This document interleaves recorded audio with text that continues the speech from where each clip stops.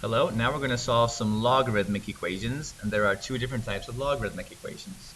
There's this family, where we only have log on one side of your equal sign. One side of the equal sign. So notice over here we have the word log, and over here we have a number. Okay, so whenever we have log on one side of the equal sign, we want to rewrite this as an exponential.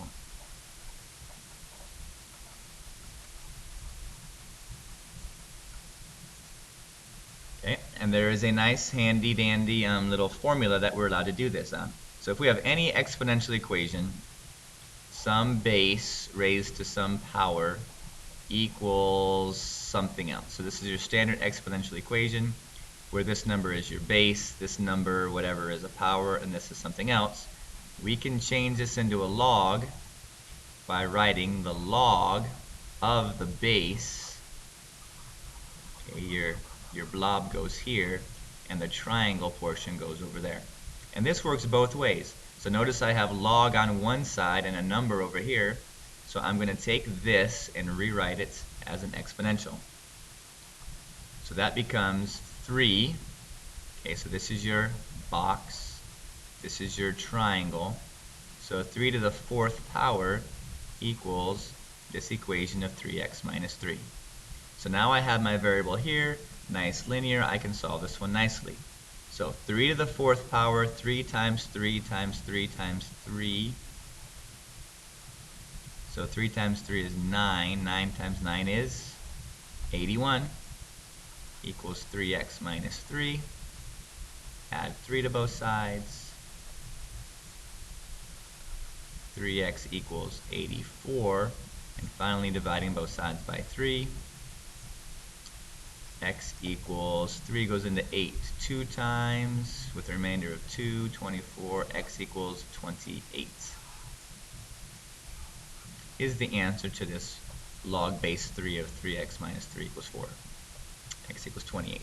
So when you have logs on one side of the equation, you rewrite it as an exponential using this handy dandy little conversion formula thing. Okay, so notice also we have a log in this equation. So here's one term with a log in it. Here's another term with a log in it. Okay, so we're going to have to combine, or rather condense, these two logs into one. So there's a property of logs that says subtraction becomes division. Subtraction of the logs is actually the division of their values. So this will become log base 2 of 40 divided by x plus 3 equals 4. So now I have it in that familiar form where I have log on one side and a number on the other. So I'm going to rewrite this as an exponential. So this is once again your base. This big thing is your blob, all of it, and this is your triangle. So that becomes 2 to the 4th is equal to 40 over x plus 3.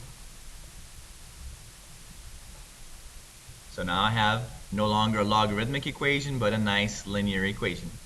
So 2 to the 4th is 2 times 2 times 2 times 2. 4 times 4 is 16. 16 equals 40 over x plus 3. So now I have to solve this rational. The way that we do this is by multiplying both sides by the denominator. X plus 3 over here, x plus 3 over there. So this x plus 3 cancels out, or divides out to be a 1. And over here we can distribute. So 16x plus 48 equals 40. And now I have a nice linear equation that I'd like to solve. So subtract 48 from both sides. A 16x equals negative 8. Dividing both sides by 16 gives me an x value of negative 1/2.